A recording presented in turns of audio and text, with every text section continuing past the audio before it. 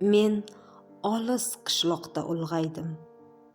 Qishloqda o'tdi sof bolalik. Daryoyu tog'larim yo'q edi. Bir bola, bir shoir bo'larlik. Paxtazor, qamishzor, bedazor. Na saylgoh, na teatru xiyobon, choyxona, qushbozor, molbozor va atrof sahroyu biyobon. Bu hayot to'rt qadam qisqa yo'l. Bozor va mozorning orasi bolari misoli angladim eng nafis bir gulning shirasin. Ehtimol yurardim yiroqda.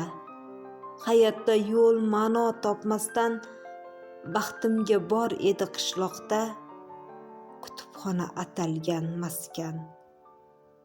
Yodimda bir ohangraboday meni o'z bag'riga tortgani shu yerda Abdulla Orifni va Erkin Vohidni topganim.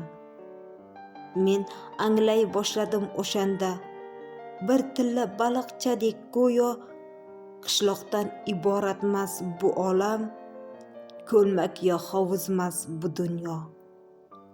Shu mo'jaz bir kutubxonada bu boshim kitobga egildi. Yer chizib kesaklar sanagan ko'zlarim osmonga tikildi. Birma-bir g'oyibdan keldilar. Orzular ko'nglimni so'roqlab, men baland uchmoqqa intildim. Qanotga aylandi varaqlar. Bir umr qarzdorman men sizdan. Dilimga nur sochgan oftoblar, tashakkur menga do'st tutingan, menga yo'l ko'rsatgan kitoblar. Hozir ham men o'sgan qishloqning bag'rida bolalar yuribdi. Ular ham yo'l qarab ishoning, sizlarga ko'z tikib turibdi. Siz chorlayvering bor kuch ila zabt etib har mitti yurakni, ko'lmaklar, hovuzlar ichida qoldirmang bironta murg'akni. Istardim kitobning nurlari eng olis uygacha borolsin. Har bitta, har mitti dillarda eng buyuk orzular uyg'onsin.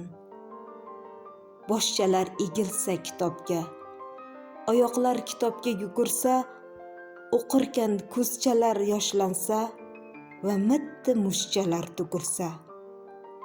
O'shanda orzular ushalar, behuda o'tmasin bolalik, to kitob o'qirkan qo'lchalar kelajak inshonsa bo'larlik.